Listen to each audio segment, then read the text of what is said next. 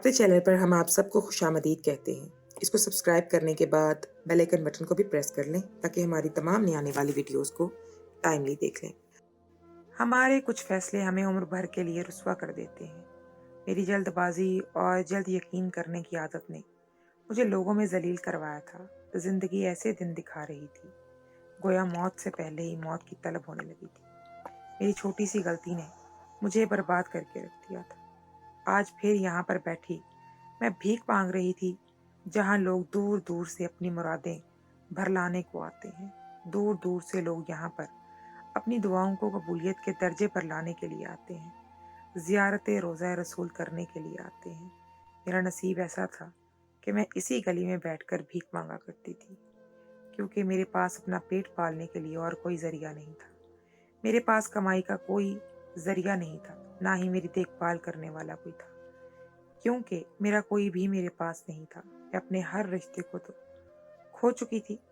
यहाँ पर कोई ना कोई तरस खाकर मुझे कुछ पैसे खाने पीने को दे जाता था, या फिर कुछ और, जिनसे मैं शाम होते ही अपने खाने पीने का इंतज़ाम कर लेती। अक्सर औक़ात तो मैं रोज़ा रसूल के सामने बैठकर फूट फूट कर रोती और दुआएं करती कि किसी तरह मुझे मेरे गुनाहों की माफ़ी मिल जाए और मैं वापस पाकिस्तान चली जाऊं। मगर मैं कितनी बदकिस्मत थी। जब मैं ऐसी दुआएं मांगती थी, मुझे तो अल्लाह का शुक्र अदा करना चाहिए था कि उसने मुझे अपने दर पर बुलाया था। उसने अपने नबी के दर पर बुलाया था मुझे। और फिर यहाँ पर तो सब दुआएं कबूलियत का दर्जा पाती हैं। मैं भला अपने अच्छे के लिए क्यों दुआ नहीं मांगती थी? इस वक्त अकल ही काम नहीं की। मुझे अपने रब से, उसके नबी से अपने लिए कुछ अच्छा तलब कर लेना। खैर, वक्त गुजरता गया और मैं दिन रात वहाँ सड़कों पर ही भीख मांगती रहती। मुझे अक्सर औकात वहाँ पर बैठे जुर्माना भी हुआ था। मैं खूबसूरत तो बहुत थी। मैं जिस वक्त भीख मांगती, लोगों के पैरों में जा जा के गिरती, तो कई लड़के मुझ पर गलीज निगाह भी डालते और मुझे अपने साथ घर ले जाने की ऑफर करते। कहते मुझे ये सोचकर बहुत तकलीफ होती कि क्या इनको अल्लाह का डर भी नहीं। आज भी मैं सुबह से भीख मांग रही थी। रात होते ही मैं उठी और उठकर अपनी मंजिल की तरफ चलने लगी। आहिस्ता आहिस्ता मैं मंजिल तक पहुंच रही थी, मगर मुझे ऐसा लग रहा था जैसे मेरे ताक़ुब में कोई है, मेरे पीछे पीछे कोई वजूद है। जो मुझे खौफ भी महसूस हो रहा था, लेकिन मैं हिम्मत करके चलती रही और एक मिनट के लिए भी ना रुकी। जैसे ही अपने खैमे के पास पहुंची, तो मैंने पीछे मुड़कर देखा। वहां पे कोई भी नहीं था। ये क्या माजरा था? मेरा वहम था या कुछ और? मेरे पीछे मुझे अंदाजा ना हुआ। मैं जल्दी से अपने खैमे में घुस गई और जल्दी से खैमे में चलती इकलौती मोमबत्ती भी बुझा दी। मुझे तो समझ ही नहीं आ रही थी कि मैं क्या करूं।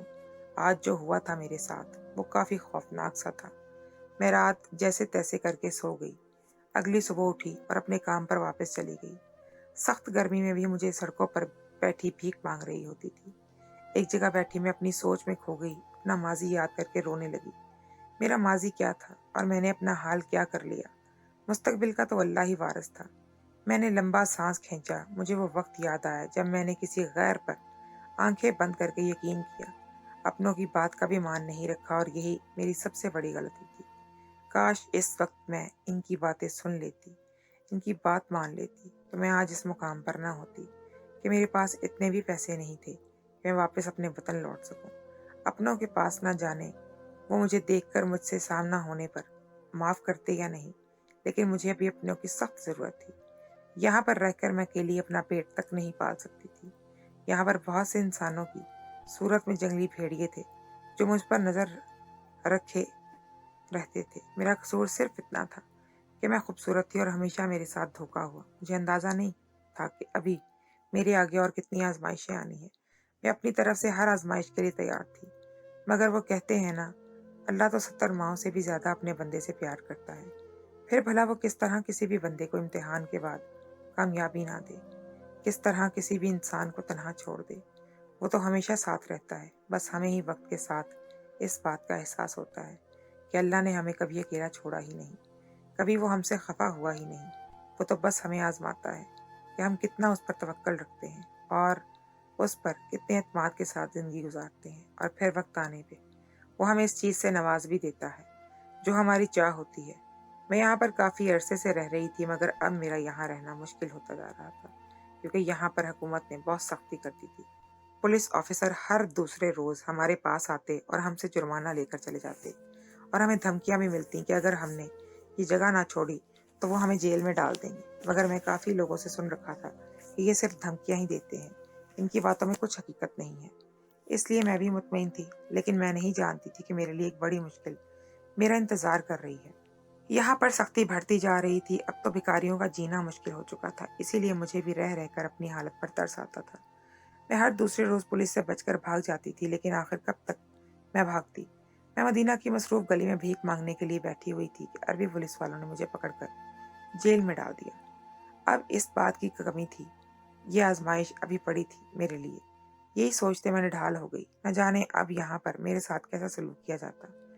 मैंने हमेशा इन अरबी पुलिस वालों को जुर्माना अदा कर दिया था, मगर कभी किसी ने मेरे साथ इस तरह पकड़कर जेल में नहीं डाला था। मैं जेल में गई तो वहाँ और भी बहुत सी औरतें मौजूद थी। मैं भी डरते हुए वहाँ बैठ गई और इंतजार करने लगी कि अब मेरे साथ क्या सलूक होगा। घुटनों पर सर रखकर मैं फूट फूट कर रोने लगी। इसी दौरान एक औरत मेरे पास आई और आकर अरबी में कुछ कहने लगी, जिसकी मुझे कुछ खास समझ ना आई थी। मुझे यहाँ रहते हुए कुछ ही अरसा हुआ था, मगर मैं अभी ज्यादा अरबी सीख नहीं पाई थी। तभी दूसरी लड़की मेरे पास उठकर आई और आकर कहने लगी, लगता है तुझे अरबी नहीं आती। वो उर्दू बहुत सफाई से बोल रही थी। मैंने हाँ में सर हिलाया तो कहने लगी कि ये लड़की कह रही है कि तूने क्या जुर्म किया है।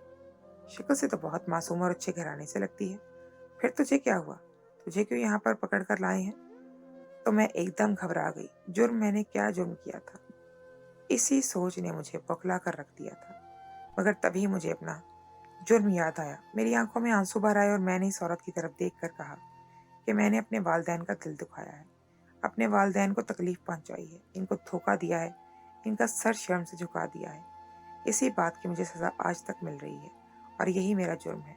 वो दोनों औरतें एक दूसरे को हैरानगी से देखने लगी और कहने लगी, ये तो पागल तो नहीं है, ये कैसी बहकी बहकी बातें कर रही है। सच से बता, क्या जुर्म है? अगर नहीं बताता तो तेरी मर्जी है, मगर इस तरह की फजूल बातें करके हमारा दिमाग खराब कर मत। हमें क्या पता है कि ये भी कोई जुर्म है जिसमें इंसान पकड़ा जाए। कोई चोरी की हो, कत्ल किया हो, कोई डाका डाला हो तो समझ में भी आती है। मैं हैरत से उन दोनों औरतों को देख रही थी, जिनके लिए कोई खास बड़ा जुर्म नहीं था ये, मगर मेरे लिए तो ये सबसे बड़ा जुर्म था। ऐसा जुर्म था जिसकी माफ़ी नहीं मिल रही थी, जिसकी सज़ा मुझे अभी तक मिल रही थी। मुझे मदीने में रहते हुए कम से कम 6 महीने होने को आए थे और अभी तक मैं अपने जुर्म की सज़ा भुगत रही थी, जो शायद कभी ख़त्म नहीं होनी थी। मुझे जेल में रहते हुए 1 हफ्ता हो चुका था। यहाँ पर 2 वक्त का खाना दे दिया जाता था। मेरे लिए यही काफ़ी था और मैं इतने पैसे कमाकर जाना भी कहाँ था। बस दिल ही दिल में मैं ये दुआ कर रही थी कि मुझे यहाँ पर कोई सज़ा ना मिले। बेशक ये मुझे सारी ज़िंदगी अपने पास ही रखें, लेकिन मुझे यहाँ से ना तो कहीं भेजें और ना ही कोई सज़ा मिले। मगर ये भी मेरी खुशफहमी थी। 1 हफ्ता गुजरने की देर थी, एक बड़ा अरबी आया और वहाँ से 2 लड़कियों को अपने साथ ले गया।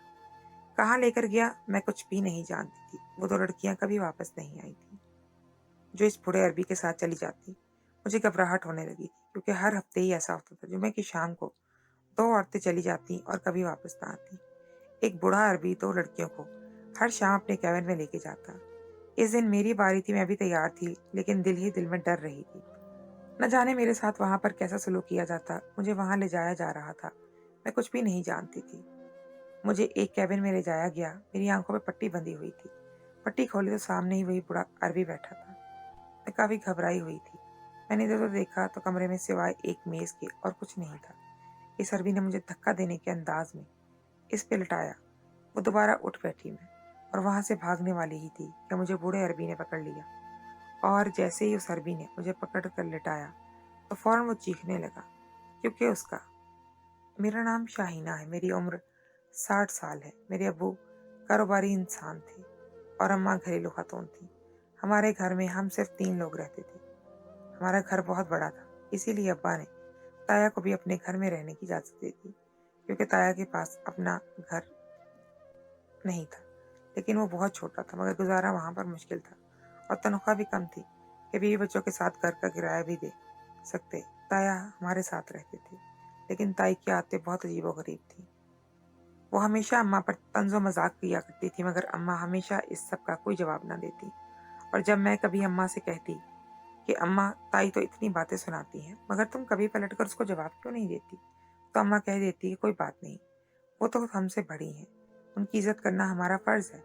वो मेरे साथ जो भी करती हैं वो हमारा आपस का मामला है। ताई के 2 ही बेटे थे जो मुझसे बड़े थे। अम्मा की शादी के कई साल बाद में पैदा हुई थी, जबकि ताई के ब्याह होते ही ताई के यहाँ आगे पीछे अल्लाह ने 2 बेटे और 1 बेटी दे दी थी। इनके पास सब कुछ था मगर फिर भी ताई बहुत फजूल खर्च थी। इन्हें कभी भी इस बात का एहसास ही नहीं हुआ था कि इन्हें अपना घर बना लेना चाहिए। आखिर कब तक हमारे दर पर बैठी रहेंगी। मैं जब ऐसी बातें अम्मा से करती तो अम्मा मुझे झिड़क देती और कहती कि वो तुम्हारी कमाई नहीं खा रही, तुम्हारी ताई है, वो हमसे किसी जानवर को भी जगह दे देते हैं अपने घर में रहने की। वो तो फिर हमारे रिश्तेदार हैं, हम भला किस तरह इनको अकेला छोड़ सकते हैं। ये इनके ऊपर बहुत मुश्किल वक्त है। अगर हम भी इनके मुश्किल वक्त में काम नहीं आएंगे तो कल को हमारे भी कोई काम नहीं आएगा। मगर मैं अम्मा से हमेशा कहती थी कि अम्मा ये सिर्फ कहने की बातें हैं, वक्त पड़ने पर कोई भी हमारे काम नहीं आता, फिर चाहे हमने उसके साथ जितनी मर्जी भलाई की हो, मगर वो कभी भी हमारा सगा नहीं बनता। मगर अम्मा कहती हैं कि ऐसे नहीं कहती। अम्मा हमेशा कहती कि बड़ों के बारे में अच्छा सोचा करो तो अच्छा ही होगा। ताया के 2 बेटे थे, इनका बड़ा बेटा हमेशा मेरे साथ बदसलूकी करता, मुझ पर बुरी नज़र रखता, हर वक्त आते जाते मुझ पर बुरे जुमले कसता। मैं जब अम्मा को शिकायत करती तो अम्मा कहती कि खामोश रहो, इस तरह दोनों भाइयों में इख्तलाफ पैदा हो जाएंगे। ये ना हो हमारी वजह से किसी के अंदर इख्तलाफ पैदा हो जाए। कोशिश किया करो कि किसी को तुम्हारी वजह से कोई तकलीफ ना हो। मैं अम्मा को देखती रह जाती कि अम्मा किसी तो हमारी वजह से तकलीफ ना होगी, मगर किसी की वजह से हमें जितनी मर्जी तकलीफ हो जाए इससे कोई फ़र्क ही नहीं पड़ता। मैं अम्मा को हमेशा कहती थी कि अम्मा आप इस बात का यकीन करें या ना करें, ताया के बड़े बेटे की वजह से इस घर में इख्तलाफात ज़रूर पैदा होंगे और ऐसा ही हो। बस हम ही किसी को तकलीफ ना दें और किसी की वजह से चाहे हमें जितनी मर्जी तकलीफ हो जाए। अम्मा को हमेशा मैं कहती थी कि अम्मा आप इस बात का यकीन करें या ना करें, लेकिन ये मेरी बात सच है कि बड़े बेटे की वजह से इस घर में इख्तलाफात होंगे ही। और ऐसा ही हुआ। जब बड़े बेटे की हरकतें ठीक ना हुई तो मैंने ताया अब्बा को सब बता दिया, क्योंकि अब मैं मज़ीद बर्दाश्त नहीं कर सकती। अब्बा और ताया ने मिलकर ये फैसला किया कि मेरी शादी ताया के बड़े बेटे से कर दी जाए। इस बात ने मुझे हैरान और परेशान कर दिया। ये कैसा फैसला था, मुझे इस बात का अंदाज़ा ही नहीं था। मैं अपना बचाव करती करती अपने लिए ही एक गड्ढा खोद लूँगी, मगर मैं ताया के बेटे से शादी कैसे कर सकती थी। मैं तो किसी और को पसंद करती थी। हुनैन को मैं तब से पसंद करती थी जब से मैंने यूनिवर्सिटी जाना शुरू किया था। वो मेरा सीनियर था, क्लास के बाहर अक्सर मेरा इंतज़ार कर रहा होता था। मैं क्योंकि बहुत खूबसूरत थी इसलिए हुनैन की नज़र मुझ पर टिक गई थी। मुझे भी वो लड़का अच्छा लगने लगा। मैं उसके साथ अक्सर औकात बातचीत कर लिया करती थी। कभी कभार हम लोग खाने पर भी चले जाया करते थे। घर पे मैं अक्सर औकात झूठ बोल देती थी कि आज मुझे वापस आने में देर हो जाएगी, क्योंकि मैं अपनी पढ़ाई पर ज़्यादा तवज्जो देना चाहती हूँ। घर पर ताया के बेटे और मेरी शादी को लेकर ज़ोरों शोर से बातचीत हो रही थी, मगर मुझे किसी बात से फ़र्क नहीं पड़ता था। मैंने हुनैन को बता दिया था कि घर वाले मेरी शादी करना चाह रहे हैं, वो भी ताया के बेटे से। हुनैन ने कहना शुरू कर दिया कि अगर तुमने वहाँ पर शादी की तो अपनी जान दे दूंगा। इस वक्त में मेरे ऊपर भी मोहब्बत का इतना जुनून सवार था कि मुझे भी कुछ समझ नहीं आता था कि मैं क्या करूं, और अक्सर औकात अपनी अम्मा अब्बा से लड़ पड़ती। इकलौती औलाद थी इसलिए कोई कुछ कहता नहीं था। अम्मा अब्बा भी मेरी खामोशी से बातें सुन लेते थे। मेरी तारीख पक्की कर दी गई थी। मेरे बार बार ना करने के बावजूद मेरे अब्बा ने मेरा रिश्ता मेरे ताया के बेटे से कर दिया था। जब ये बात मुझे पता चली तो मैं बहुत लड़ी झगड़ी थी अपने अब्बा से और अपनी अम्मा से भी, मगर मेरे अब्बा ने एक बात ही कही थी कि हमने बहुत सोच समझ कर ही तुम्हारा रिश्ता तय किया है। मैंने अब्बा से कहा कि आपका भाई है होगा वो जिसकी वजह से आप मुझे रिश्ते तय कर रहे हैं, मगर मुझे सबसे कोई परवाह नहीं है। मेरी ज़िंदगी में अपनी मर्ज़ी से ये ज़िंदगी गुजारना चाहती हूँ। अब्बा अम्मा से कहते कि ये कैसी तरबियत की है तुमने, कौन सी बेटियां हैं जो अपने माँ बाप के सामने डट कर अपनी बात का इजहार कर देती हैं। इनको यहाँ पर शादी नहीं करनी होती तो वहाँ पर शादी नहीं करती। इसको सिखाओ कि अच्छी बेटियां अपने माँ बाप की मर्जी से ही शादी करती हैं, वो उनके खिलाफ नहीं जाती, वो उनकी मर्जी पर ही आमीन कह देती हैं। तभी मैं अब्बा के सामने तड़क कर बोल उठी कि ऐसी बेटियों को बेटियां नहीं बल्कि बांदियां कहा जाता है। अम्मा ने हाथ दिखाना तो और मेरे चेहरे पर जनाटेदार थप्पड़ रसीद कर दिया। अम्मा कहने लगी कि तुम अभी इतनी बड़ी नहीं हुई कि हमें सिखाओ क्या करना है हमें या क्या नहीं। तुम्हारे अब्बा जो कह रहे हैं वो बिल्कुल ठीक कह रहे हैं, घर की बात घर में ही रह जाएगी। तुम भी घर में रह जाओगी, हमारी आंखों के सामने होगी तो हमें भी तसल्ली रहेगी। रही बात तुम्हारे ताया के बेटे की, तो वो एक अच्छा लड़का है। अगर उसे तुम्हारे साथ कोई बदसलूकी की है तो इसका फेल है वो, लेकिन जैसे ही शादी होगी वो बदल जाएगा। बच्चे होने के बाद तो इंसान बिल्कुल ही बदल जाता है। और मैं हैरत से अपने माँ बाप को देख रही थी कि वो मेरी कुर्बानी दे रहे थे, सिर्फ अपनी अना और अपनी इज्जत बचाने के लिए। क्या इन्हें इस बात का बिल्कुल ख्याल नहीं था कि मेरी पूरी जिंदगी तबाह हो सकती है सिर्फ अम्मा अब्बा के इस फैसले से? मगर मुझे सबसे क्या, मैं तो हुनैन से ही प्यार करती थी और इसी से ही शादी करती। मैंने सोच लिया था कि मैं हुनैन को सब बता दूंगी और उसे कहूंगी कि वो अपना रिश्ता हमारे घर भेजे। मैंने अगले रोज ही हुनैन को सब बता दिया और उसे कहा कि अपना रिश्ता घर भेजो। वो कहने लगा कि मैं अभी रिश्ता नहीं भेज सकता, मेरी तो बड़ी बहनें हैं और फिर मुझे अभी कमाना भी है। ऐसे करते हैं, हम भाग कर कमाए शादी कर लेते हैं। तुम मेरे साथ मदीना चलो, वहां पर मैं कमाऊंगा और तुम मेरे साथ रहना। हम दोनों मिलकर अच्छी जिंदगी गुजारेंगे और फिर कुछ अरसे बाद वापस आएंगे, अपने घर वालों से माफी मांग लेंगे। हमारे घर वाले हैं, हमें माफ कर देंगे। मुझे हुनैन की बात पर यकीन था, इसलिए मैंने उसकी बात मान ली और उसके साथ एक ही महीने अंदर अंदर सब मामला तय करके रातों को घर से भाग गई थी। और यहाँ पर ही मैंने अपनी जिंदगी की सबसे बड़ी गलती की। सबसे बड़ा गुनाह मुझसे यहीं पर हो गया कि मैंने गैरों पर भरोसा किया, जबकि मुझे अपने पर भरोसा करना चाहिए था। मैं हुनैन के साथ भागकर मदीना तो गई, मगर मदीना पहुंचते ही वहां कहीं हुनैन गायब हो गया और मैं उसे जगह जगह ढूंढती रही, मगर वो कहीं ना मिला। अब मैं यहाँ से वापस भी नहीं जा सकती थी क्योंकि मेरे पास पैसे नहीं थे। मैं एयरपोर्ट पर खड़ी रोने लगी। इसके पास लोग मुझे हैरानगी से देखने लगे। वो क्या जानते कि मैं कितना बड़ा गुनाह कर बैठी, जिसकी सजा मुझे अभी मिलना शुरू हो गई थी। एयरपोर्ट पे खड़े खड़े कुछ लोग मेरे पास आए और आकर पूछने लगे, क्या हुआ है, सब ठीक तो है? तुम ऐसे यहाँ खड़ी तनहा क्यों रो रही हो? तुम्हारे साथ कोई नहीं आया क्या? लेकिन मैं यहाँ पर किसी को क्या बताती, इसलिए झूठ मूठ कह दिया कि मेरा शौहर मेरे साथ आया था। मगर अब न जाने वो कहाँ चला गया और मैं यहाँ पर अकेली खड़ी हूँ। शौहर का जिक्र सुनते ही सब लोग वहां से चले जाते, क्योंकि उन्हें इस बात का अंदाजा था कि शायद वो कहीं किसी काम से गया हो। मुझे वहां पर ज्यादातर खड़े ना होने दिया और वहां के लोगों ने आके मुझे आगे भेज दिया।